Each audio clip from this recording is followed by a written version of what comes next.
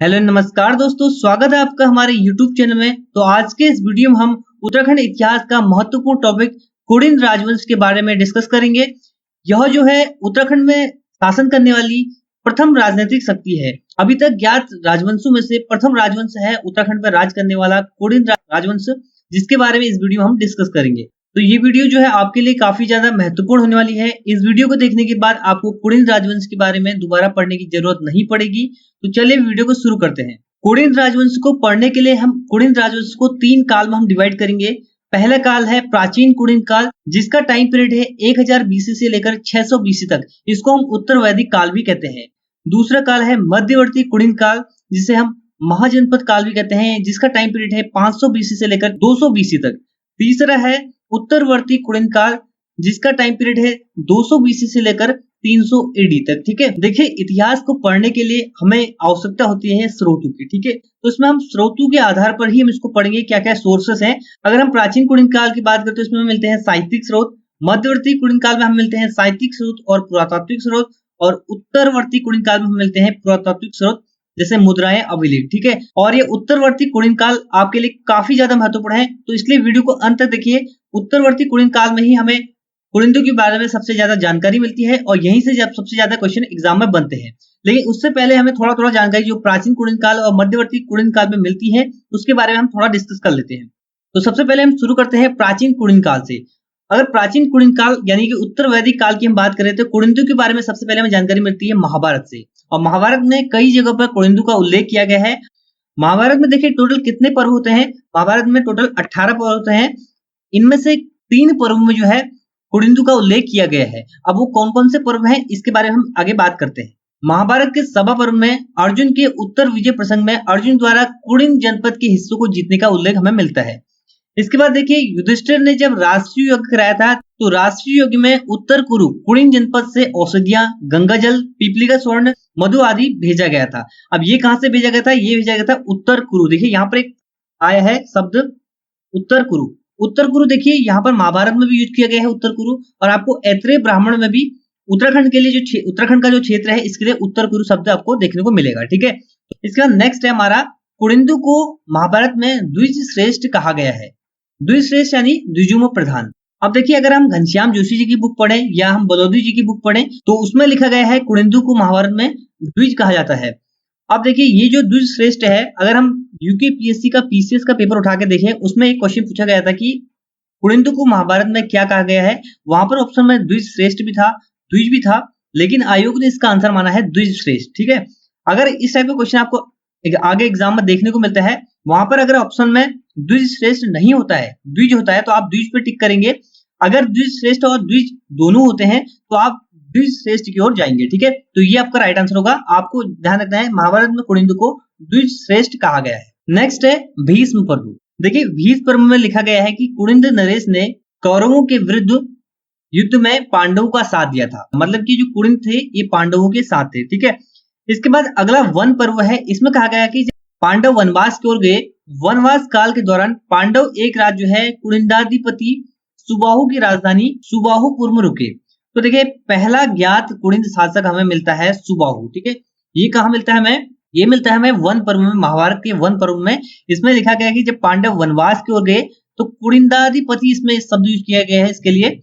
इसकी राजधानी थी सुबाहुपुर, जो कि वर्तमान का है श्रीनगर। ठीक है, पौड़ी गढ़वाल का श्रीनगर, इसी का नाम था सुबाहुपुर। यहाँ पर जो है एक रात रुके थे पांडव, और सुबाहु जो है पहला ज्ञात शासक है कुड़िन वंश का, ये आपको ध्यान रखना है। महाभारत के बाद पुराणों में भी हमें कुड़िंदु का उल्लेख मिलता है थोड़ा थोड़ा। अगर देखिए बात करें मार्कंडेय पुराण, ब्राह्मण पुराण और विष्णु पुराण, इनमें जो है कुड़िंदु का उल्लेख हमें देखने को मिलता है। मार्कंडेय पुराण और ब्राह्मण पुराण में कुड़िंदु के लिए एक शब्द यूज किया गया है कुड़िंदाश्च। कुड़िंदु के लिए एक शब्द क्या यूज किया गया है? मार्कंडेय पुराण और ब्राह्मण पुराण में कुड़िंदाश्च। ठीक है, और विष्णु पुराण में भी एक शब्द यूज किया गया है कुड़िंदु के लिए, कुलिंदोपत्कश।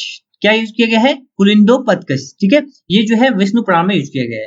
तो यहाँ पर हमारा प्राचीन कुड़िन काल हमारा खत्म होता है। इसमें हमें थोड़ा बहुत ही जानकारी मिलती है, जो कि साहित्यिक स्रोतों से हमें जानकारी मिलती है, जैसे महाभारत और पुराणों से हमें पता चलता है कि कुड़िंदु का निवास रहा था उत्तराखंड में प्राचीन काल में। ठीक है, इसके बाद हम आते हैं मध्यवर्ती कुड़िन काल में। ठीक है, मध्यवर्ती कुड़िन काल जिसे हम कहते हैं महाजनपद काल भी जिसे हम कहते हैं। देखिए महाजनपद काल क्या था, जिसमें 16 महाजनपद उभर कर आए थे और इसकी जानकारी हमें कहां से मिलती है, बौद्ध ग्रंथ अंगुत्तर निकाय से हमें इसकी जानकारी मिलती है। ठीक है, वो अलग टॉपिक है, उसके बारे में कभी बात करेंगे। तो देखिए महाजनपद काल के टाइम में ही 500 बीसी में महर्षि पाणिनि ने लिखी अष्टाध्यायी।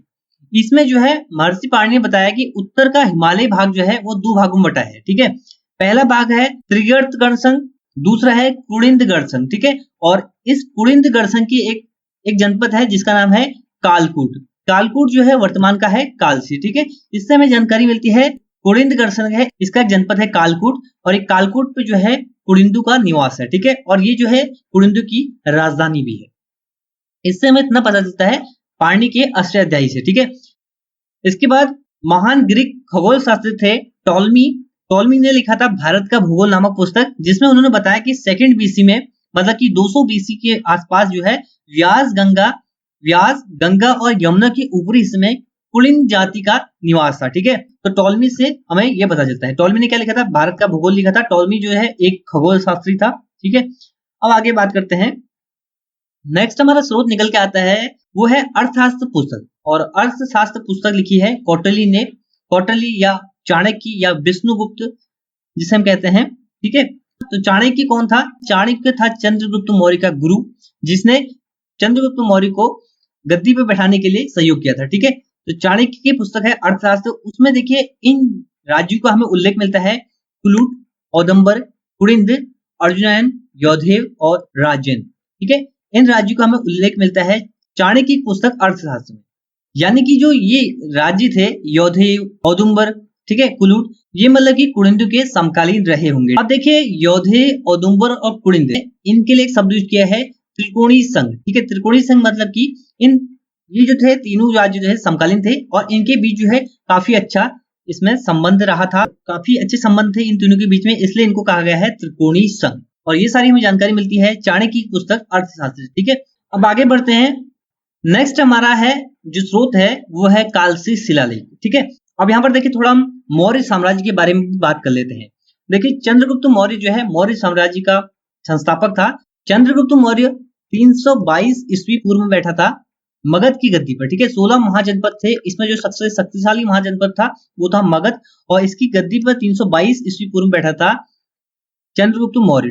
चंद्रगुप्त मौर्य का बेटा आता है बिंदुसार और बिंदुसार का बेटा होता है अशोक। ठीक है, अब हम पढ़ेंगे अशोक। अशोक जो है मौर्य वंश का सबसे शक्तिशाली राजा था, जिसने जो है 16 के 16 महाजनपदों को जीत लिया था, और इसका एक शिलालेख मिलता है हमें उत्तराखंड के कालसी में। ठीक है, कालसी कहाँ है, मैंने आपको बताया अभी, कालकूट स्थान जो है इसी का वर्तमान नाम है कालसी। ठीक है, कालसी जो है ये है यमुना और टॉस नदी के संगम पर स्थित है कालसी शिलालेख, और अशोक के टोटल हमें 14 शिलालेख मिलते हैं। 14 में से एक शिलालेख हमें उत्तराखंड में देखने को मिलता है, वो है कालसी नामक स्थान पे।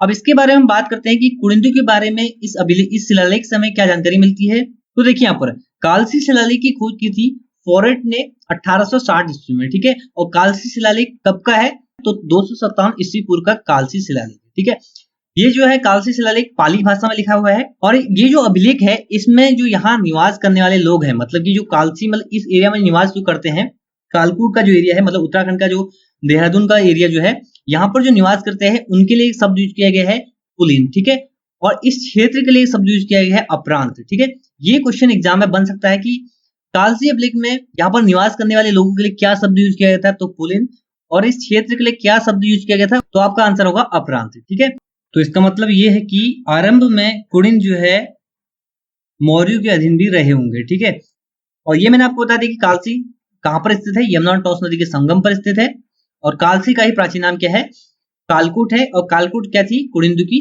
राजधानी थी। ये हमें कहां से पता चला, ये हमें पता चला था पाणिनि की अष्टाध्यायी से। ठीक है, तो ये तो हमने बात की अशोक के शिलालेख की, जिसमें हमें कुड़िंद के बारे में जानकारी मिलती है। अब बात करते हैं कुड़िंदु के अभिलेख की। क्या कुड़िंदु के भी अभिलेख हमें प्राप्त हुए हैं या सिर्फ मुद्राएं ही प्राप्त हुई हैं? तो कुड़िंदु के भी अभिलेख हमको प्राप्त हुए हैं, और कुड़िंदु के टोटल हमें 5 अभिलेख प्राप्त हुए। इसमें से 4 अभिलेख प्राप्त हुए हमें भरहुत जो कि एमपी में स्थित है, और एक अभिलेख हमें प्राप्त होता है मथुरा से। भरहुत अभिलेख में कुड़िंद राजवंश के 4 राजाओं का नाम आता है, धनभूति, अग्रराज, धनभूति द्वितीय और बलभूति। वहीं मथुरा अभिलेख में सिर्फ एक राजा का नाम आता है, धनभूति द्वितीय का। तो आपको याद रखना है कुड़िंद राजाओं के कितने अभिलेख प्राप्त हुए हैं? तो 5 अभिलेख प्राप्त हुए हैं। एक प्राप्त हुआ है भरूच एमपी से, दूसरा है मथुरा यूपी से। ठीक है, तो यहाँ पर हमारा खत्म होता है मध्यवर्ती कुड़िन काल, और इसमें हमें साहित्य के साथ साथ पुरातात्विक स्रोत भी मिलते हैं, जिसमें हम पुरातात्विक में कह सकते हैं हमें कालसी शिलालेख जो है ये हमारा पुरातात्विक स्रोत है कुड़िन के बारे में जानकारी प्राप्त करने का। ठीक है, इसके बाद हम बढ़ते हैं अगला काल जो कि सबसे ज्यादा इंपॉर्टेंट है, उत्तरवर्ती कुड़िन काल। यहाँ से एग्जाम में बहुत ज्यादा क्वेश्चन मिलते हैं और मेनली जो है हमें कुड़िन के बारे में सबसे अधिक जानकारी इसी काल से मिलती है, जिसका टाइम पीरियड है 200 बीसी से लेकर 300 एडी तक। यहाँ पर देखिए सबसे इंपॉर्टेंट है इसकी मुद्राएं, और इन मुद्राओं को 3 पार्ट में डिवाइड किया गया है। कुड़िन कालीन मुद्राओं की बात करें तो पहला है अमोद्विभूति प्रकार, ठीक है, दूसरा है अल्मोड़ा प्रकार और तीसरा है छत्रेश्वर प्रकार। ये तीनों प्रकार की मुद्राओं के बारे में एग्जाम में क्वेश्चन बनते हैं। तो सबसे पहले हम बात करेंगे अमोद्विभूति प्रकार की। तो अमोद्विभूति प्रकार की मुद्राओं का जो टाइम पीरियड है वह है 100 बीसी से लेकर 60 बीसी तक, यानी कि 100 ईस्वी पूर्व से लेकर 60 ईस्वी पूर्व तक। ठीक है, ये जो है अभी तक ज्ञात सिक्कों में सबसे प्राचीन कुड़िन सिक्के अमोद्विभूति प्रकार के हैं। क्या वास्तव में सबसे प्राचीन सिक्के हैं? तो इसका जवाब है नहीं। इससे पहले भी कुड़िन सिक्के प्राप्त हुए थे, मतलब कि उन्हें कहा जाता है प्रारंभिक कुड़िन मुद्राएं, लेकिन उनमें किसी भी राजा का नाम जो है अंकित नहीं था। ठीक है, उनमें सिर्फ लिखा गया था कुड़िन या कादस्य, एक वर्ड लिखा गया था उसमें कादस्य। ठीक है, सभी जो सिक्के प्राप्त हुए जिन्हें हम प्रारंभिक कुड़िन सिक्के कहेंगे, उन सभी में कादस्य शब्द जो है लिखा गया था, कादस्य या कुड़िन। ठीक है, कई इतिहासकारों का कहना है कि कादस्य जो है उनका एक शासक था, लेकिन जो कर्निंगम और एलन थे उनका कहना है कि कादस्य एक शासक न होकर ये एक जनपद है। ठीक है, तो इन सिक्कों में हमें किसी भी राजा का उल्लेख नहीं मिलता है। यहाँ पर एक शब्द लिखा रहता है कादस्य, इनको हम प्रारंभिक कुड़िन सिक्के भी कह सकते हैं। ये आपको वर्ड याद रखना है, कादस्य। अब हम बात करते हैं अमोद्विभूति प्रकार के सिक्कों की। मैंने आपको टाइम पीरियड बता दिया है। ठीक है, ये सिक्के जो है हम कहेंगे कि प्राचीन सिक्के हैं जिसमें किसी राजा का नाम जो है अंकित है। ठीक है, जिसमें हमें कुछ जानकारी मिलती है कुड़िन शासकों के बारे में। ठीक है, अमोद्विभूति प्रकार के सिक्के हमें 2 टाइप के देखने को मिलते हैं, एक है चांदी के सिक्के, दूसरे हैं तांबे के सिक्के। ठीक है, मतलब कि पहला सिक्का मैंने आपको बताया कि चांदी का यानी रजत का, दूसरा है तांबे का सिक्का। अब इन सिक्कों से हमें पता चलता है कि अमोद्विभूति जो है एक शक्तिशाली शासक था, एक धनवान शासक था, क्योंकि देखिए कोई भी राजा अगर सोने के सिक्के चलाता मान लिया तो कहा जाता है कि वो समृद्ध राजा था। ठीक है, उसके बाद आता है चांदी के सिक्के, तो चांदी के सिक्के चलाने पर भी हम कह सकते हैं कि ये जो है एक समृद्ध और शक्तिशाली राजा था। ठीक है, इसके बाद कोई भी राजा जो होता है कुड़िन वंश का, वो चांदी के सिक्के नहीं निर्मित करता है। अब जो अमोद्विभूति प्रकार के सिक्के थे कुड़िन वंश के, इनमें अगर लिपि की बात करें तो इनमें लिपि थी ब्राह्मी लिपि और खरोष्ट लिपि। इनमें दोनों लिपि का प्रयोग किया गया था, ब्राह्मी लिपि और खरोष्ट लिपि। इसके बाद आने वाले शासकों में ना ही चांदी के सिक्के यूज किए जाते हैं, ना ही खरोष्टी लिपि का यूज किया जाता है। ठीक है, और इसकी भाषा क्या थी? प्राकृत भाषा थी, और इसमें लिखा गया था रज कुड़िंदस्य अमोद्विभूति महाराजस्य। ठीक है, इसमें एक शब्द लिखा गया था रज कुड़िंदस्य अमोद्विभूति महाराजस्य। ठीक है, इससे हमें पता चलता है ये सिक्के जो है अमोद्विभूति के सिक्के थे। ठीक है, अमोद्विभूति ने इस सिक्के को निर्मित किया था, और ये सिक्के हमें उत्तराखंड ही नहीं अन्य जगहों से भी देखने को मिलते हैं। ठीक है, काफी और प्लेसेस से हमें इस टाइप के सिक्के देखने को मिलते हैं। अब इससे क्या क्या याद रखना है? अमोद्विभूति ने 2 प्रकार के सिक्के चलाई, चांदी के और तांबे के। चांदी यानी रजत के, और इन सिक्कों में 2 लिपि का प्रयोग किया गया था, ब्राह्मी लिपि और खरोष्टी लिपि का। अब ब्राह्मी और खरोष्टी में अंतर होता है, ब्राह्मी जो है लेफ्ट टू राइट लिखा जाता है जैसे हिंदी लिखते हैं, और खरोष्टी लिखा जाता है राइट टू लेफ्ट जैसे उर्दू को लिखा जाता है। अगला प्रकार है हमारा अल्मोड़ा प्रकार। अल्मोड़ा प्रकार के सिक्कों का जो टाइम पीरियड है वो है 100 एडी से लेकर 200 एडी, यानी कि 100 ईस्वी से लेकर 200 ईस्वी तक। अधिकांश सिक्के अल्मोड़ा से प्राप्त हुए, इसलिए इनको कहा गया अल्मोड़ा प्रकार। ठीक है, ये जो सारे सिक्के हैं ये प्राप्त हुए अल्मोड़ा से। और ये किस धातु में निर्मित किए गए थे? ये किए गए थे तांबे में निर्मित। ठीक है, तांबा धातु जो है उसमें इनको निर्मित किया गया था। अधिकांश सिक्के कहां से प्राप्त हुए? अल्मोड़ा से। अब इन सिक्कों में कुड़िन वंश के किस किस शासक का नाम उल्लेखित किया गया है, ये इंपॉर्टेंट है, इस टाइप का क्वेश्चन एग्जाम में बनता है। तो अगर बात करें अल्मोड़ा प्रकार के सिक्कों की, तो अल्मोड़ा प्रकार के सिक्कों में टोटल 8 कुड़िन शासकों का नाम उल्लेखित है। ठीक है, लेकिन हम सबसे स्टार्टिंग में पढ़ेंगे 4 कुड़िन शासकों का नाम। ठीक है, ये 4 जो कुड़िन शासक हैं, जो 4 मुद्राएं स्टार्टिंग में मिली थी अल्मोड़ा से, जिनको अभी जो है लंदन संग्रहालय में, ब्रिटिश संग्रहालय में संरक्षित किया गया है, रखा गया है। इन 4 मुद्राओं में 4 शासकों का उल्लेख मिलता है, शिवदत्त, शिवपालित, हरिदत्त और भगपत। ये क्वेश्चन भी यूके पीएससी के एग्जाम में पूछा गया था कि निम्न में से कौन से शासक का उल्लेख अल्मोड़ा प्रकार की मुद्राओं में मिलता है। तो ये 4 नाम आपको याद रखना है। क्या नाम रखना है? शिवदत्त, शिवपालित, हरिदत्त और भगदत्त। ठीक है, इसके बाद देखिए 4 तो ये मुद्राएं होगी। इसके बाद देखिए 54 और मुद्राएं प्राप्त की गई। ये की गई कत्यूर घाटी से। अल्मोड़ा के कत्यूर घाटी से ये 54 प्रकार की मुद्राएं जो है प्राप्त की गई। ठीक है, अभी कत्यूर घाटी कहाँ पड़ता है? कत्यूर घाटी अभी पड़ता है आपका बागेश्वर में, लेकिन पहले जो है अल्मोड़ा में था बागेश्वर। तो कत्यूर घाटी के, अल्मोड़ा की कत्यूर घाटी से अल्मोड़ा प्रकार की मुद्राएं जो है 54 और प्राप्त की गई।